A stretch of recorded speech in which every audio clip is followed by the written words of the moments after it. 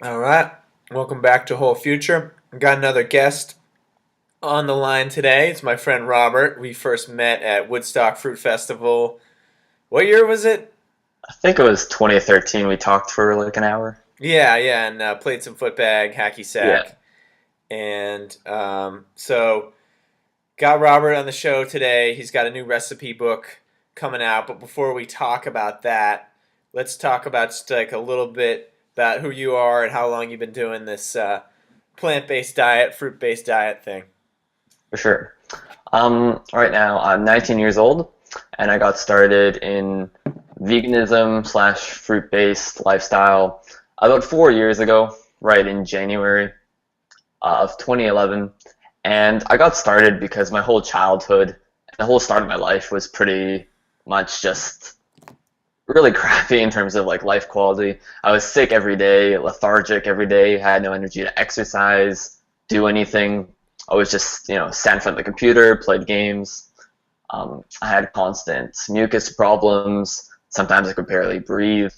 I had chronic stomach aches every day of my life, and I just had this long list of just health problems. And at like 13 years old or something, you're not supposed to be like really limited in your life. You're supposed to be out playing, having fun, enjoying life.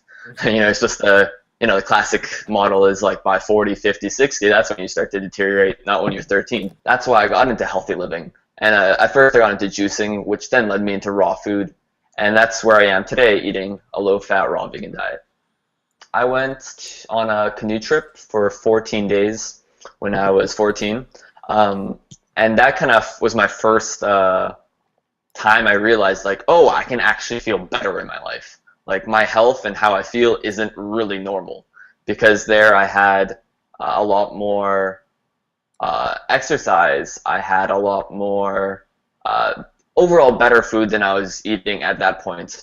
And so with that, I realized it's really possible to feel so much better. Now you got this recipe book. How did you get started on that? So I got started 4 years ago, and at that point really weren't all that many recipes out there. It was just like essentially Doug Graham's book, and some people were making recipes here and there, but it was very predominant high-fat raw movement at that point.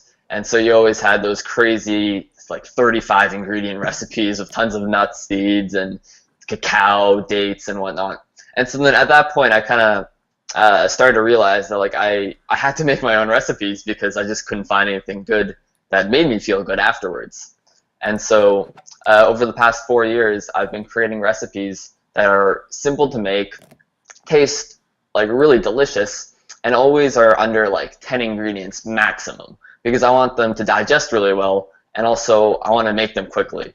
So I don't want to have, I don't know, like 2 hours spent on just one meal when it's gonna leave me feeling crappy afterwards with poor digestion. I want to make it as simple, as easy to digest, as tasty as possible, and I also want to make the recipes as creative as possible. And so the idea is just taking every ingredient that you put into the recipe is getting the most out of it, getting most out of the texture, getting the most out of the flavor, the color, and getting everything so that it looks utterly delicious. The recipes I could eat every day and not really have issues because they're too complicated or they have too much fat or anything like that.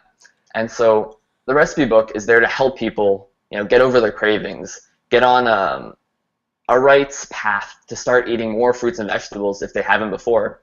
And so these are a lot of like common ingredients. I don't gotta go find like valerian root or like weird obscure stuff, right? It's all grocery store stuff. Yeah, essentially every ingredient I use is from almost any supermarket. Granted, I do use a few more exotic fruits for one or two recipes, like durian or jackfruit, but almost every other ingredient, which is essentially over 40 recipes in the recipe book, so there's a lot of recipes, even without some of the exotic fruits, that you can easily get access to in your normal supermarket. What are the main kitchen tools you need to make these recipes? The main kitchen tools that I recommend are a blender, a food processor, and a dehydrator. You could, the majority of recipes you can make with just a kitchen knife, and a cutting board. All the recipes I've put in there have some are from different ethnicities. So I have some Greek food, I have some Polish food, some more Asian food. I have classic, pancakes or French fries and ketchup. And so it really depends what people, where they're from, what they enjoy.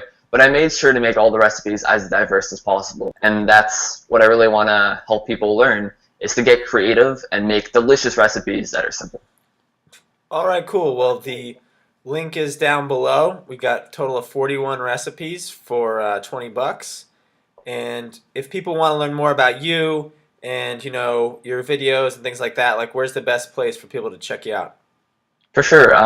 You can find me on my website, fruitfile.com. That's fruitphile.com.